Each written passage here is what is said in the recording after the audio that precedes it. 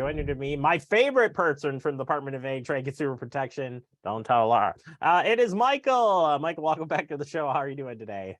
It couldn't be better now that I'm your favorite. Thank you. Darn right you are. Just like I said, don't tell the boss. We're glad you're here today. And we're going to be talking a little bit about charity and charity scams. Charity is a great thing. You know, holiday season, we think about giving back, helping each other out there. But of course, tied to any other thing out there, when it comes to being nice, there's somebody that's on the other end that's going to try to take advantage of you. And whether it's through charities, you name it, there's probably a way somebody's going to try to get you on this. There are some great resources, and I've actually checked this out on your site specifically when it comes to charities, because curiosity on, especially when we see a lot of the charity or donations after disasters, that sort of thing. We seem to see a lot more disaster and stuff. That's a whole different ball game here. But imposters, when it comes to charity scams, is just it's difficult because they can prey on the latest, greatest news all the way to a simple charity that should be dealt, in a great resource. And people just didn't do their homework and find out, oh man, I got my data breached on top of donating money. Right. You're right. We try to make a special note to talk about when there's a disaster or an event or something that typically has a spike in giving. We try to remind everyone of a few of these tips to look out. And this time we're bringing it back because on November 29th, you have Giving Tuesday. And that is, an event that is specifically focused on giving back to communities and specifically charities. And that's where they start getting targeted and mimicked by scammers who just want to exploit that, exploit the heartfelt giving. And much of this being done through technology and online can start to get pretty easy to do if you're not paying attention. And that's where we start, and it has to do with watch out for the lookalike. And that is something that I have truly almost been scammed on a lookalike website. They are out there, and they are in so many different forms and so many easy ways to click on these things, and you're like, oh wait, what? Yeah. You want to just make sure you're looking at the website, maybe itself, but also just start focusing on the web address or the URL, the name up on the top. It's very easy to start swapping out, zeros for O's and ones for L's. And, only got to swap out one of them to change the address. And as long as you have some graphics that look the same, you're thinking you're going to the right spot. This is one that, while it's not a charity, we've seen it done, through Amazon specifically, where they're starting to scale into, the first screen and then the next screen. And now we're even seeing 3 screens deep. And with charities, you might see the same thing. That front page looks great and legitimate, and you go to the payment screen and that looks legitimate. And, you're none the wiser. And before you know it, you're giving money to the wrong person. Yeah, it's and that happens in so many different forms, not just charities. So definitely check that one out for sure.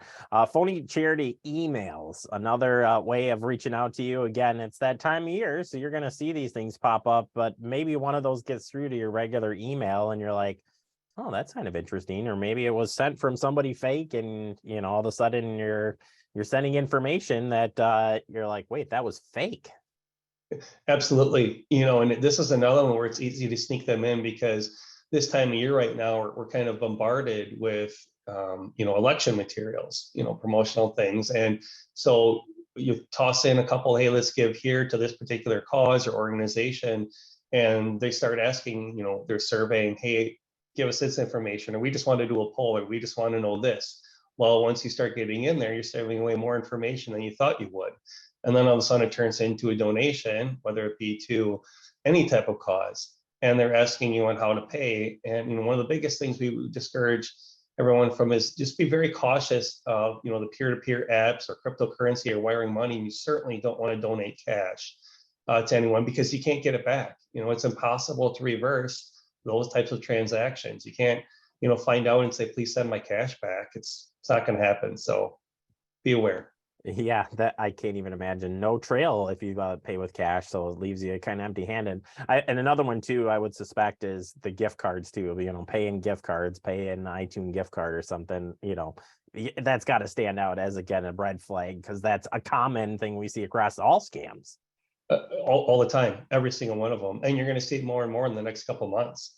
As gift cards become popular gifts, in turn, they're going to become popular opportunities to pay for something, and usually a scam. I bet you we'll see gift card scams coming up here on Department of Trade. That is one that we've talked about in the past. It's there, but we'll dive out of that and stick with doing the research. Let's talk about ways to verify and vet that these charities are legit and you're making the right decision. Where would you start? Two great websites, charitynavigator.org or give.org. And both of them have the contact information and background data on charities. And they give you insight, really most notably, into how the organization spends their money. And so that can be helpful if you're debating on whether you want to give. You can look and see how much of that money is actually being diverted to the cause, how much is it going to overhead support, how much is going to salaries. And you'd really be surprised how much of this money sometimes doesn't actually get to where it's supposed to go. Yeah, you definitely want to verify that, and it doesn't matter what size charity, like you said, unless you really dive in, you might not actually know where those funds are going or how they're being used. So definitely doing the research is top notch. See if it's registered in Wisconsin. Financial institutions is another great resource if you're looking local here in Wisconsin. That's a great point. Locally here, you're saying, hey, I want to support what we're doing here in our communities, or even communities without the state. The charities are required to register with the Wisconsin Department of Financial Institutions, and you can go to their website, which is wdfi.org. Just go ahead and search charitable organizations in that web browser search there, and then verify if they have been registered. And of course, this doesn't always necessarily prove that charity isn't false, but you're at least starting to screen out and put in some filters. And between the three, sites that we just mentioned, you're getting closer to that being legitimate. Yeah, absolutely. I think that's the background and the foundation of a little bit of research there to verify that you are making a legit cause, because we know that it's pretty easy to be scammed out of money no matter what it is. And this would seem to take the cake for this time of year. And finally, if you do get a call or you're talking with somebody, that you've got some basic information that you could ask for to verify just a little bit more information about the organization, or even reach out to them and ask these questions. Michael, what do you have for us on that front? Great point. So if you get that phone call and you kind of want to just explore the waters a little bit, see what they know, start asking them questions that they should know if they're a legitimate solicitor or charity. And those questions would be, what do they provide? What is the purpose of their organization? How much of the money actually goes to the cost versus the organization versus the charitable causes themselves? Is it tax deductible? Will they send a receipt? Who will it go to? And not only should you get clear, concise, understandable answers to these, but you can also then cross-reference them with some of those websites that we just mentioned to see if they match up. And if you get that call and they know those things, sure.